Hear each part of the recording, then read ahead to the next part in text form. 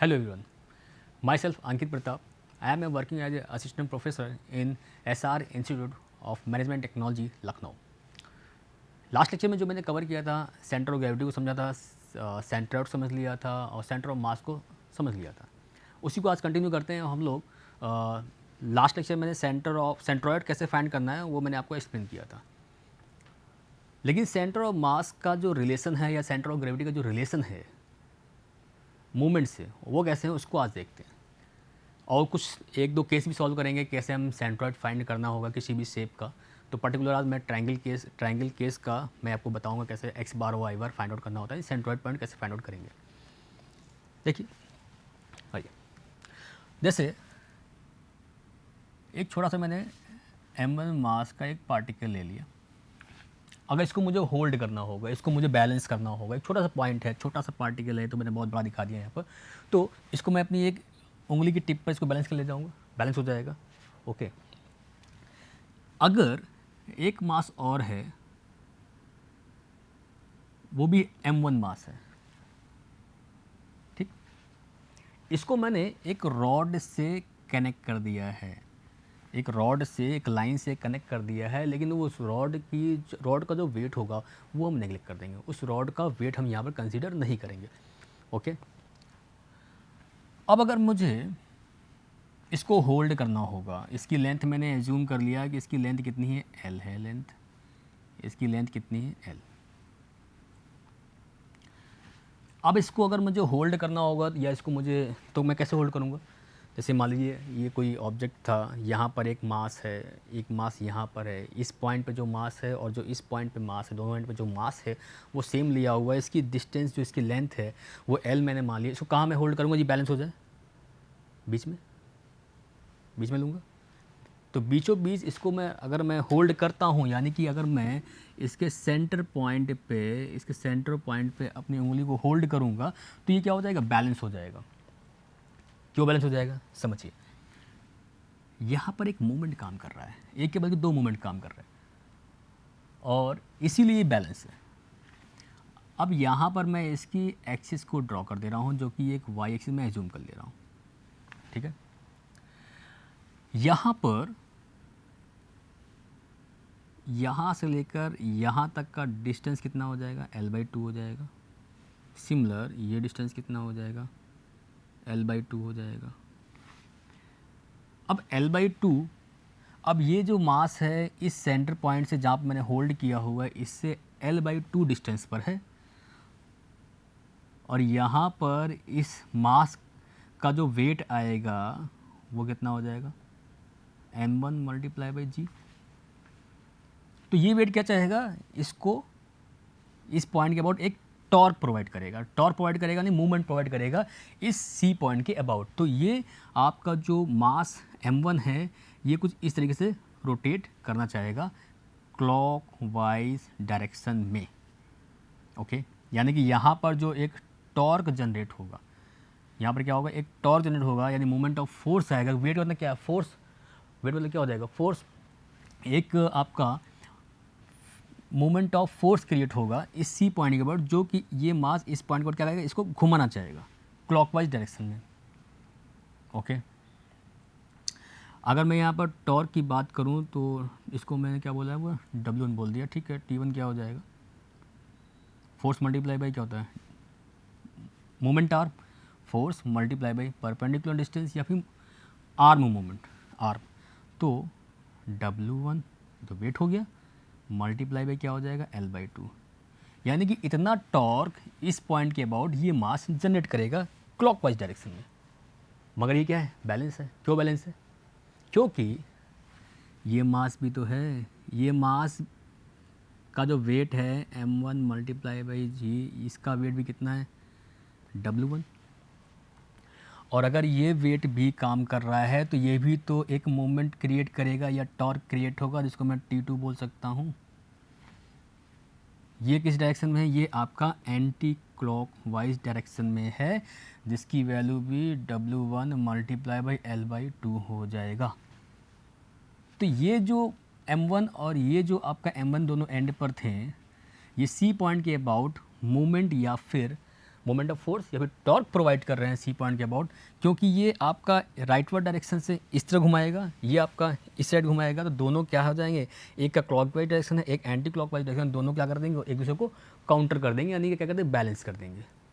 इसलिए ये C point में जो मैंने इसको अपनी उंगली से होल्ड किया वो ये क्या रहेगा, बैलेंस रहेगा, बैलेंस रहेगा। ठीक है। अब ये मास ऐसे से मूव नहीं कर पाएगा, ऑसिलेट नहीं कर पाएगा, ये सीधा ऐसे ही बैलेंस रहेगा। अब अगर इसका केस एक और देखा जाए, एक केस और है, आइए देखते हैं। मैंने मान लिया एक मास m1 है और एक मास m2 है, इसको भी मैंने एक रॉड से कनेक्ट कर दिया, एक रॉड से कनेक्ट कर दिया, मगर फिर वही मैं बता रहा हूँ फिर से कि इस रॉड का वेट हमें क्या करना है, नेगलेक्ट करना है यहाँ पर, वरना उसका भी इफेक्ट वहाँ पर आता है। ये अभी क्या करना है, इसका वेट नेगलेक्ट कर देना है। अब यहाँ पर जो इसकी वजह से जो वेट आएगा W1 की वैल्यू m1 मल्टीप्लाई बाई जी, यहाँ पर इसका जो वेट आएगा वो आएगा m2 multiply by g, m2 multiply by g. अब अगर मुझे इसको बैलेंस करना है, अगर मैंने इसको बैलेंस करना है, ये इसका सेंटर पॉइंट हो गया। अब अगर मैं इसको यहाँ पर बैलेंस करता हूँ इस सेंटर पे, तो ये क्या बैलेंस रहेगा? अब ये बैलेंस नहीं होगा। क्यों नहीं बैलेंस होगा? क्योंकि जैसे ही मैं इस सी पॉइंट को कंसीडर कर लेता हूँ मिड पॉइंट को, यानी कि इसकी टोटल डिस्टेंस मैंने मान ली थी l थी, और ये डिस्टेंस क्या हो जाएगी l/2, और ये डिस्टेंस भी क्या है l/2, यहाँ से लेकर यहाँ तक का डिस्टेंस क्या है l/2। अब अगर मैंने इसको यहाँ पर होल्ड किया तो ऑब्वियसली ये बैलेंस नहीं रहेगा। क्यों नहीं रहेगा? क्योंकि इस डायरेक्शन से जो टॉर्क जनरेट होगा उसकी वैल्यू हो जाएगी W2 मल्टीप्लाई बाई क्या है l/2, और इस डायरेक्शन से यानी कि ये जो आपका क्लॉकवाइज डायरेक्शन है मूवमेंट इस सेंटर पॉइंट के अबाउट, और यहाँ पर एंटी क्लॉकवाइज डायरेक्शन है मूवमेंट इस सेंटर पॉइंट के अबाउट, जो कि ये जो मास देगा, ये वेट देगा, W1 वेट देगा, तो इसकी वैल्यू कितनी आ जाएगी W1 multiply by l/2, sorry ये जी नहीं है, W1 मल्टीप्लाई l/2 हो जाएगा, यहाँ जी नहीं होगा, जी तो ऑलरेडी वेट में इंक्लूडेड है। तो देखिए अब ये किधर रोटेट करेगा, किधर घूम जाएगा? जिसका टॉर्क ज़्यादा होगा ये नीचे आ जाएगा और ये ऊपर निकल जाएगा, और ये क्या हो जाएगा, मेरे जहाँ मैंने इसको टिप पे होल्ड किया हुआ सी पॉइंट पर, ये बैलेंस नहीं रहेगा, क्या हो जाएगा, गिर जाएगा। क्यों गिर जाएगा? देखिए इसका वेट ज़्यादा और इसका वेट कम, दोनों ही केस में डिस्टेंस तो सेम है, यानी कि मोमेंट आर्म तो हमने सेंटर पॉइंट सेम लिया हुआ है, लेकिन यहाँ पर इसका वेट और इसका वेट डिफरेंस है। तो जब वेट ज़्यादा इस केस के लिए, तो यहाँ पर टॉर्क ज़्यादा हो जाएगा, और यहाँ पर वेट कम है तो इसका टॉर्क कम हो जाएगा। तो m1 मास का या जो W1 वेट की वजह से जो सी पॉइंट के अबाउट जो तुम टॉर्क निकालोगे इसकी वैल्यू कम आएगी, और m2 मास की वजह से जो वेट है W2 की वजह से इस सी पॉइंट के अबाउट जो टॉर्क निकालोगे उसकी वैल्यू ज़्यादा आएगी। मतलब T2 ज़्यादा T1 कम। अगर T2 ज़्यादा और T1 कम तो ऑब्वियस सी बात है ये क्या हो जाएगा, ये इस तरह से रोटेट कर जाएगा, ये ऊपर निकल जाएगा, तो ये मैं इसको फिर बैलेंस नहीं कर पाऊंगा, ये क्या हो जाएगा, मेरे हाथ से गिर जाएगा, मेरी उंगली से गिर जाएगा। तो मैं आपको ये बता रहा था कि जो सेंटर ऑफ मास और जो सेंटर ऑफ ग्रेविटी है उसका रिलेशन क्या है मोमेंट के साथ में, वो मैं तभी उसको होल्ड कर पाऊंगा जब वो दोनों तरफ से जो टॉर्क क्रिएट होगा वो क्या हो, बैलेंस हो, अदरवाइज बैलेंस नहीं रह पाएगा। अब इसको समझने के बाद अगर मुझे इसको बैलेंस करना है तो बैलेंस मैं कैसे करूँगा? इसको अगर मुझे बैलेंस करना है तो बैलेंस करने के लिए मुझे करना क्या होगा, जिधर टॉर्क कम है और जिधर टॉर्क ज़्यादा है तो उधर उस साइड को मुझे इसको शिफ्ट करना पड़ेगा, यानी कि मुझे इस साइड मुझे इसको शिफ्ट करूँगा तो उससे फ़ायदा क्या होगा, जो कि यहाँ पर टॉर्क की वैल्यू कम हो रही थी, जितना यहाँ पर वैल्यू टॉर्क की ज़्यादा थी और यहाँ पर टॉर्क की कम थी, तो मुझे दोनों का टॉर्क सेम करने के लिए इस साइड से डिस्टेंस मुझे बढ़ानी होगी, यानी कि मुझे शिफ्ट करना पड़ेगा राइट साइड में, जिससे टॉर्क ज़्यादा जनरेट हो रहा था सेंटर पॉइंट से, तो उस साइड में शिफ्ट हो जाऊंगा। अब ये मैंने मान लिया कोई ये बी पॉइंट है, तो बी पॉइंट वो पॉइंट है जहाँ पर ये बैलेंस हो रहा है। तो बैलेंस हो रहा है इसका मतलब ये डिस्टेंस अब L/2 नहीं होगी, कोई डिस्टेंस और होगी। मैंने मान लिया ये डिस्टेंस क्या हो गई x1 और ये डिस्टेंस क्या हो गई x2। तो बस अब ये T2 की जगह क्या आ जाएगा, T2 की जगह क्या आ जाएगा यहाँ पर, T2 आपका यहाँ पर आ जाएगा W2 मल्टीप्लाई बाई x2, और T1 यहाँ पर क्या आ जाएगा, T1 आ जाएगा W1 मल्टीप्लाई बाई x1। अब अगर मैं यहाँ पर ये कह पा रहा हूँ कि मैंने सी पॉइंट से शिफ्ट हो गया हूँ राइट साइड में, क्योंकि जिस साइड टॉर्क ज़्यादा था तो उसको मैंने बैलेंस, टॉर्क को बैलेंस करने के लिए मैं सी पॉइंट सेंटर पॉइंट से राइट साइड मूव कर गया हूँ। इसलिए मूव कर रहा हूँ कि इस साइड आपका टॉर्क ज़्यादा था, तो जब इस साइड मूव कर जाएंगे तो लेंथ कम हो गई। जब लेंथ कम हो गई तो ऑब्वियसली बात यहाँ टॉर्क क्या हो जाएगा, कम हो जाएगा। और वही टॉर्क जब कम होगा तो इधर जाके वो टॉर्क बढ़ जाएगा, क्योंकि इधर की लेंथ क्या हो गई, बढ़ गई, यानी x1 क्या हो गया अब x2 से ज़्यादा हो गया। तो इस केस के लिए ये T1 बराबर हो जाएगा T2, और इसको यहाँ पर बी पॉइंट पर होल्ड करेंगे तो ये क्या हो जाएगा, बैलेंस हो जाएगा। ओके, तो आई थिंक ये हमें समझ में आया होगा, कहते हैं कि सेंटर ऑफ मास का रिलेशन क्या है मूवमेंट से या फिर इंजीनियरिंग मैकेनिक्स से। अब मैं बात करता हूँ location of centre of gravity की। जैसे हमने सेंटर ऑफ मास की लोकेशन फाइंड आउट किया था, वैसे ही हम यहाँ पर सेंटर ऑफ ग्रेविटी की का भी लोकेशन फाइंड आउट करेंगे। The location of centre of gravity of solid is accomplished on the same line with exception that moments are taken of masses rather than of area of individual parts of solid. The center of gravity will then have the coordinate. जैसे हमने centroid find out किया था, यानी x बार को मैंने माना था कि ज्योमेट्री का वो पॉइंट जहाँ पर टोटल एरिया काम कर रहा होगा। तो सिमिलर यहाँ पर भी हम वैसे ही सॉल्व करेंगे, बस वहाँ पर ये था कि एरिया लिया हुआ था। अब हम सेंटर ऑफ ग्रेविटी की बात करें तो यहाँ पर क्या लेना पड़ेगा, या तो वेट ले या क्या लेना पड़ेगा, मास लेना पड़ेगा। तो यहाँ पर हम जब एक्स बार फाइंड आउट कर रहे होते हैं तो हम क्या लिखेंगे, sigma M X divide by sigma M, it is equal to sigma M into Y divide by sigma M. ये बराबर हो जाएगा आपका वाई बार के।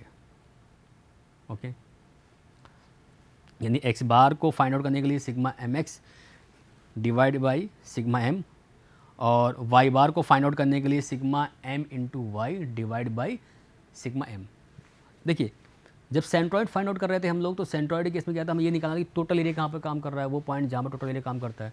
जब हम सेंटर ऑफ ग्रेविटी फाइंड कर रहे हैं तो सेंटर ऑफ ग्रेविटी और सेंटर ऑफ मास क्या होता है, सिमिलर ही होते हैं। मैंने बताया था, जो हम लोग इंजीनियरिंग मैकेनिक्स से पढ़ेंगे जनरली ये मान लेते हैं कि जो आपका ग्रेविटेशनल फोर्स काम कर रहा है किसी भी ऑब्जेक्ट पर, वो क्या है, सेम है। तो अभी सेंटर ऑफ ग्रेविटी और सेंटर ऑफ मास क्या मिलेगा, सेम मिलने वाला है। अगर हमको सेंटर ऑफ ग्रेविटी या centre of mass find out करना होगा तो हम जो फॉर्मूला यूज़ करेंगे एक्स बार, यानी कि एक्स बार फाइंड निकालना होगा तो sigma M X divide by sigma M. यानी कि सिग्मा एम एक्स का मतलब क्या है कि छोटे छोटे मास का क्या निकालना होगा, मूवमेंट निकालना, यानी मास ऑफ मूवमेंट निकालना होगा। ठीक है, पर्टिकुलर जो भी हमने एक्सिस लिया हुआ है, वाई एक्सिस से और एक्स एक्सिस से, और उस ये फॉर्मूला यूज़ करके हम लोग एक्स बार और वाई बार फाइंड आउट कर लेंगे।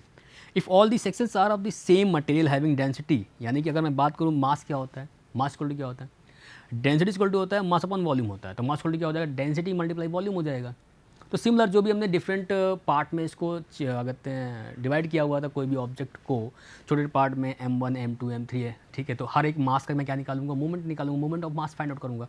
तो मास निकालने का फॉर्मूला होता है डेंसिटी मल्टीप्लाई वॉल्यूम। और अगर आपका जो भी ऑब्जेक्ट है आपके पास, जो भी मटेरियल है आपके, जो भी ऑब्जेक्ट आपने कंसिडर किया हुआ, उसमें मटेरियल अगर सेम है थ्रू आउट, तो अगर मटेरियल सेम है थ्रू आउट तो दैट मीन्स की डेंसिटी क्या हो जाएगी, फिक्स हो जाएगी, डेंसिटी सेम रहेगी। तो डेंसिटी सेम रहेगी, तो यहाँ पर जो मैंने लिखा हुआ है M1 equal to row multiply V1, तो V1 का मतलब ये है कि वॉल्यूम दूसरा है लेकिन डेंसिटी क्या है, सेम है। अपना रो 1 लिखेंगे आप, फिर क्या लिखेंगे M2 लिखेंगे, रो 2 इंटू V2 लिखेंगे, फिर M3 क्या लिखेंगे, रो 3 इंटू V3 लिखेंगे, लेकिन डेंसिटी सबकी सेम है। जो मटेरियल आप यूज़ कर रहे हो उसकी डेंसिटी हर तरफ सेम है। जब डेंसिटी सेम है तो ऑब्वियसली डेंसिटी जो रो 1 रो 2 रो 3 रो 4 एंड सो ऑन कहाँ तक जाएगा, रो n तक जाएगा, इक्वल टू क्या हो जाएगा, रो के हो जाएगा। तो डेंसिटी यहाँ पर क्या यूज़ कर लेते हैं, रो यूज़ कर लेते हैं, और हम लोग उसको 1 2 3 फॉर्म में डिफरेंट नहीं करते हैं। फिर अगर मैं वॉल्यूम की बात करूं तो अगर मैं टोटल वॉल्यूम कैपिटल वी मानता हूँ, तो अगर आपने छोटे छोटे पार्ट में उसको डिवाइड किया हुआ उस मासेस को, तो उसका जो पर्टिकुलर वॉल्यूम होगा तो भी डिवाइड हो जाएगा V1 V2 V3 and so on V1 तक। तो जो टोटल वॉल्यूम हो जाएगा वो क्या हो जाएगा V1 plus V2 plus V3 and so on. Okay, अब हमको क्या निकालना था, एक्स बार निकालना था और वाई बार निकालना था। तो एक्स बार की जगह पर जो आपने लिखा हुआ था sigma mx divide by sigma. Okay, तो वहाँ मैंने लिख दिया हुआ है m की जगह पर, m की जगह पर मैंने क्या लिख दिया हुआ है, डेंसिटी इन वॉल्यूम होता है। तो सिग्मा क्यों लिखा हुआ है, सिग्मा इसलिए लिखा हुआ है क्योंकि क्या कहते हैं ये समेसन है। ठीक है, समझिएगा इस बात को। मैंने क्या बताया था, मैंने ये बताया था कि जैसे आपको एक्स बार फाइंड आउट करना है, तो एक्स बार के लिए फॉर्मूला क्या बताया था मैंने, फॉर्मूला बताया था कि sigma m into X divide by sigma m। ठीक है, अब जो भी आपने ऑब्जेक्ट कंसीडर किया हुआ है उसमें आपने बहुत सारे क्या कहते हैं पार्ट में डिवाइड कर लिया है उसको। जैसे मान लीजिए कोई ये ऑब्जेक्ट है, ठीक है, और ये हो गया आपका एक्सिस हो गया, ये आपका वाई एक्सिस है, ये आपका एक्स एक्सिस है, ये वाई है, सॉरी। मैंने क्या किया हुआ है, इसमें छोटे छोटे पार्ट में इसको डिवाइड कर दिया है।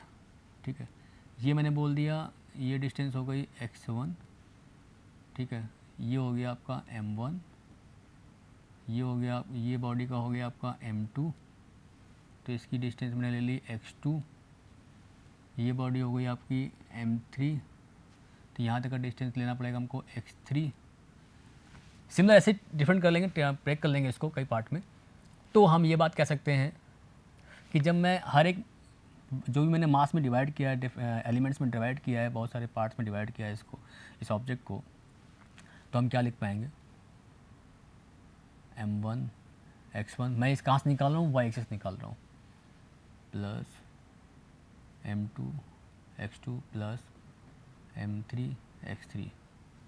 तो ऐसे जब हम निकालेंगे तो एंड वन कहाँ तक जाएंगे, कहाँ तक जाएंगे, mn इंटू एक्सन तक जाएंगे। ये किसके इक्वल होगा, इसको मैं लिख सकता हूँ क्या, sigma m multiply by x, ये हो जाएगा equal sigma m into x के बराबर हो जाएगा।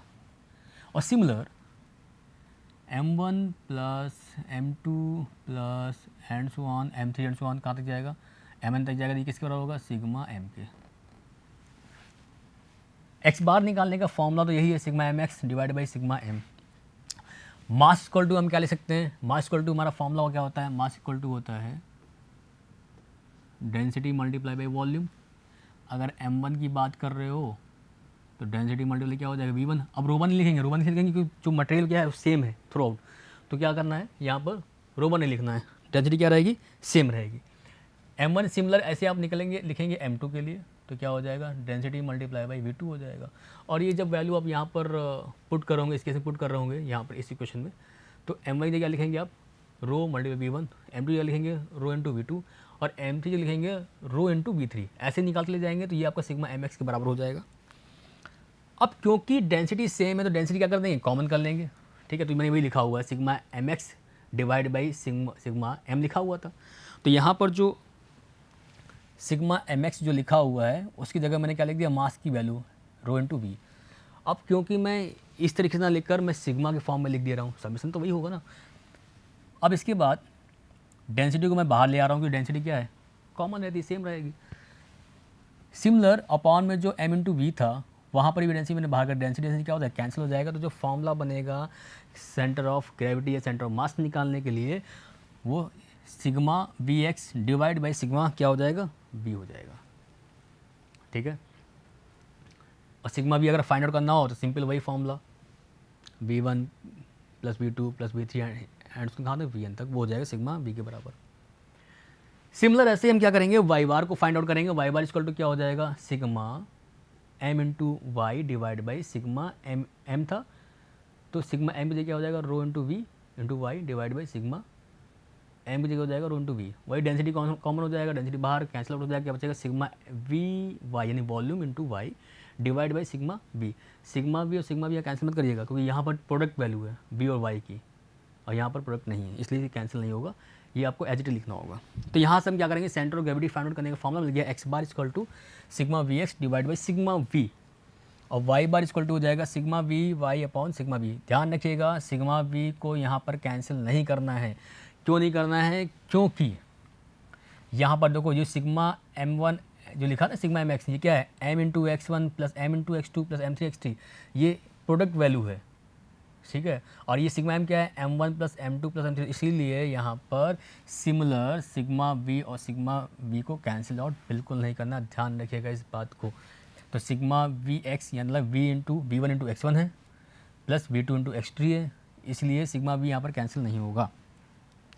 और अगर मान लो सेंटर ऑफ ग्रेविटी अगर मैं जेड एक्सिस पे भी निकालना चाहता हूँ तो सिमिलर आपका क्या हो जाएगा, जेड बार हो जाएगा।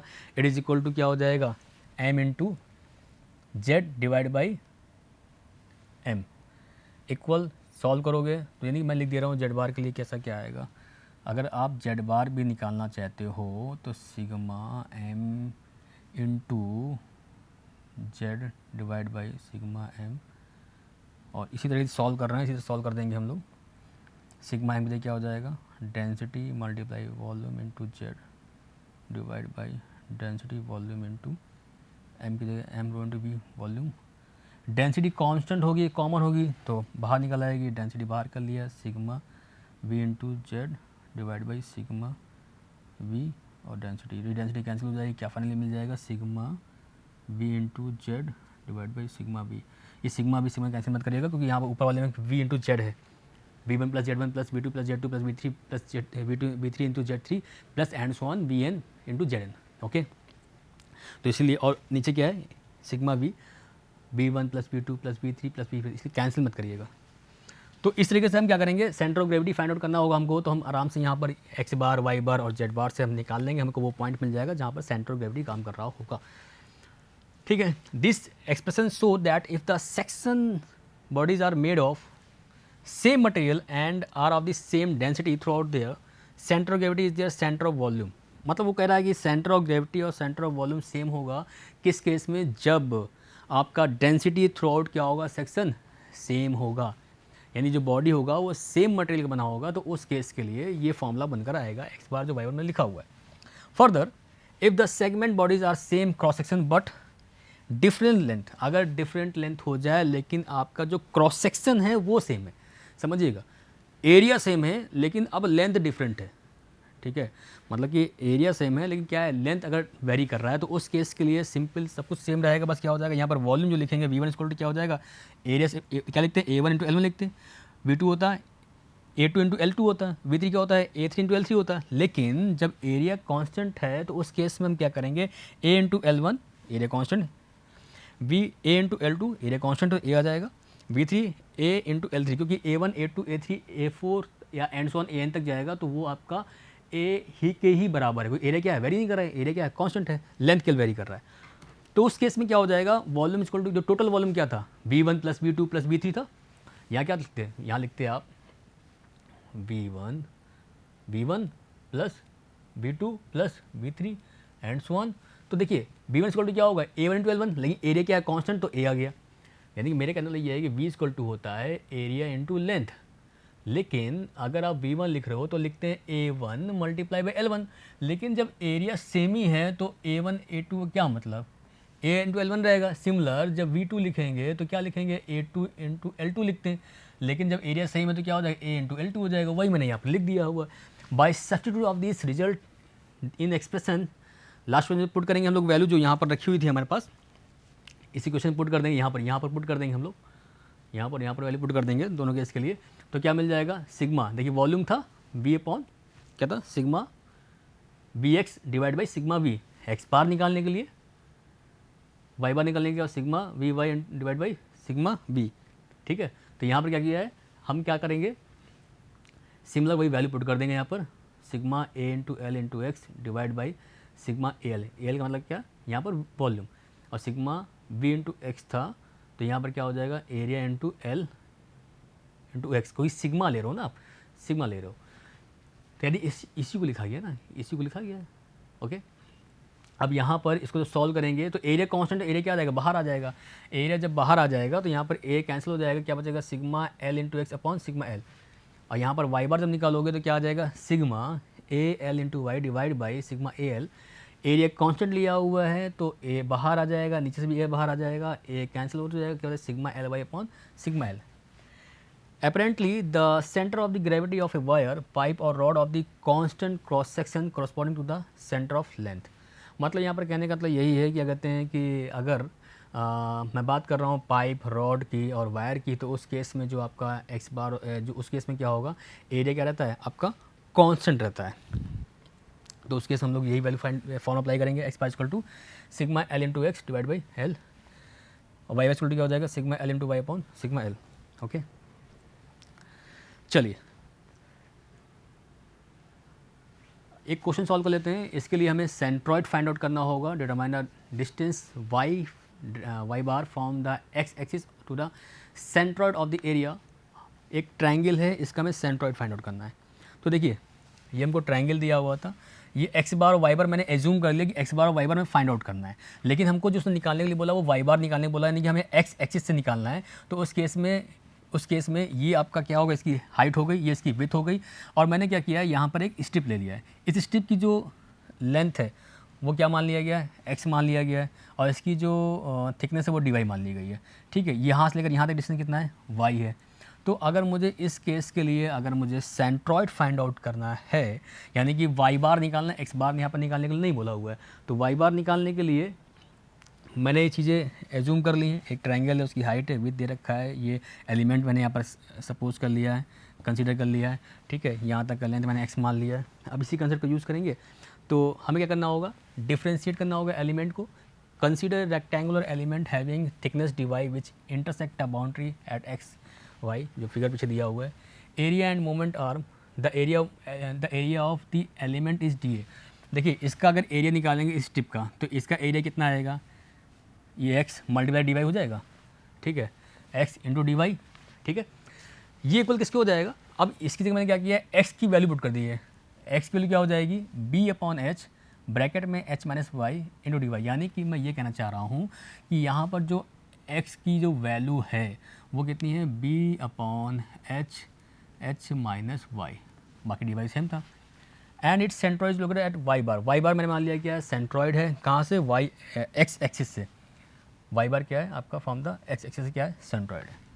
क्या करना होगा, इसको इंटीग्रेट करेंगे। तो क्या बोला था मैंने कि अगर आपको वाई बार निकालना है तो वाई बार निकालने के लिए क्या करना होगा, sigma area into Y upon, यानी कि अगर आपको जैसे एक्स बार निकालना है या फिर आपको वाई बार निकालना है, तो sigma area multiply by x divide क्या कर देंगे, सिग्मा एरिया।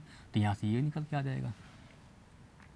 ठीक है, अगर आपको एक्स निकालना है, एक्स बार निकालना है, तो क्या लिखेंगे आप, sigma area into Y divide by sigma area.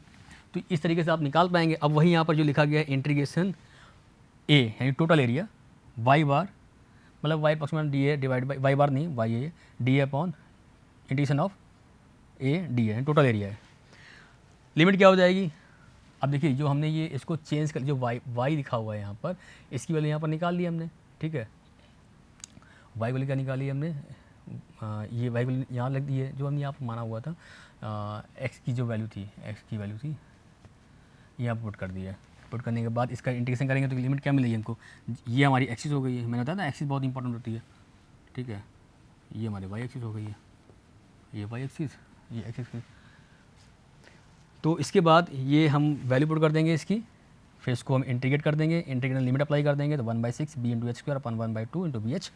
Solve कर लेंगे, क्या मिल जाएगा, h/3। तो यहाँ से हमने इस ट्राइंगल का सेंट्रॉइड निकाला है, लेकिन वाई एक्स एक्सिस निकाला है Y bar. Okay, thank you.